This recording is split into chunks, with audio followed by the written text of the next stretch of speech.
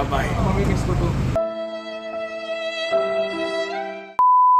So ngayong araw guys, de-deliver na natin yung Triumph Rocket 3R na motor na ginamit natin ng almost 1 year. 2,500cc na Triumph Big Bikes na 3-cylinder. Tapos ito yung world's largest engine production ng mga big bikes. Kailangan natin ilabas sa garahe.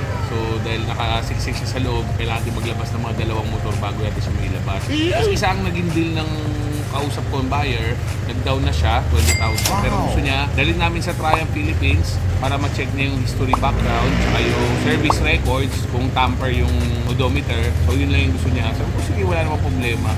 So naka-schedule kami ngayon, 11 AM sa Triumph Philippines. Isi-check nila yung motor na nandun yung buyer at i-confirm lang nila kung tama yung odo at kung okay yung bikes bago nila iuwi ng Bataan. Kasi yung buyer natin is from Bataan. Let's go! So malapit na tayo ngayon dito sa Triumph Green Hills. Maulan ngayon kaya sinakay na natin to dahil bagong car wash. Siyempre para pag dinala din to, malinis na malinis siya. Nice. So isa rin sa dahilan bakit nagkotse kami para naman pauwi, hindi na kami magko-commute or mag-grab kasi nga naman iuuwi na nila tong Triumph Rocket 3 sa Bataan. Sa mga hindi nakakaalam guys, itong Triumph Rocket 3R is nasa 320 kilos. So compare nyo sa NMAX na nasa 120 kilos, halos 3 NMAX ang bigat nito. Isa rin sa dahilan kaya ni-let go natin to dahil mas madalas na natin gamitin yung Honda Goldwing dahil nga meron siyang reverse. So sa mga nagtatanong kung magkano ang presyo nito is nasa 1,700,000. So yan sir, makikita kung ano yung orig na odo niya, no? Tama, no? Yes, boss. Dito kami ngayon guys sa Triumph Green Hills. So bago kunin nila sir yung Triumph, nag-request sila kung okay lang daw ba madala namin dito sa casa, sa dealership para makita yung service record. At the same time, makita rin nila kung orig odo ba to or rewind para naman syempre for security nila, para sigurado sila. Ginaranti ko naman sa kanila na orig odo yan syempre. Pero at least dito may peace of mind sila na orig odo. Storm, yung bagong ano, meron palang crash guard. Pero itong windshield sir, saan naka-mount to? Dun sa ano?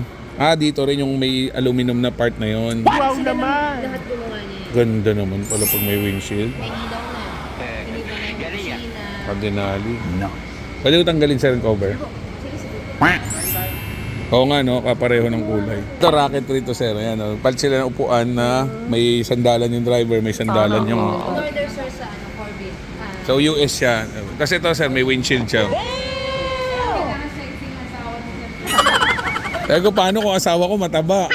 Ito windshield. Ito adjustable. Yung lista lang dito. Hindi ko na nasusulat kasi minsan hindi ko naman galat. Wala naman lagayan yung pag-kotse kasi may lagayan eh.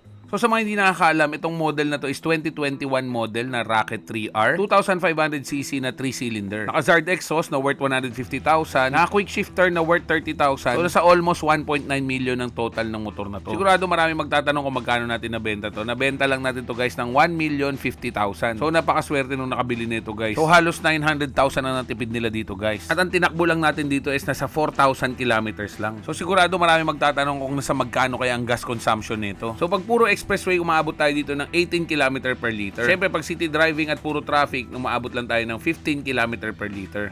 Nabili na yung motor natin. Bye-bye. Bye-bye. Natin masasabi, paalam na lang. So, matagal natin ginamit ito magmula December 2023 hanggang ngayon. So, mag-iisang taon natin gamit itong Triumph Rocket. So, may bago kasi akong love yung Goldwing. Pero, mamimiss ko ito. Para dito, nasusunod. Ang nakabili sa atin, taga Bataan. So, mura-mura lang nila nakuha. Halos 50% off. Ang radio price.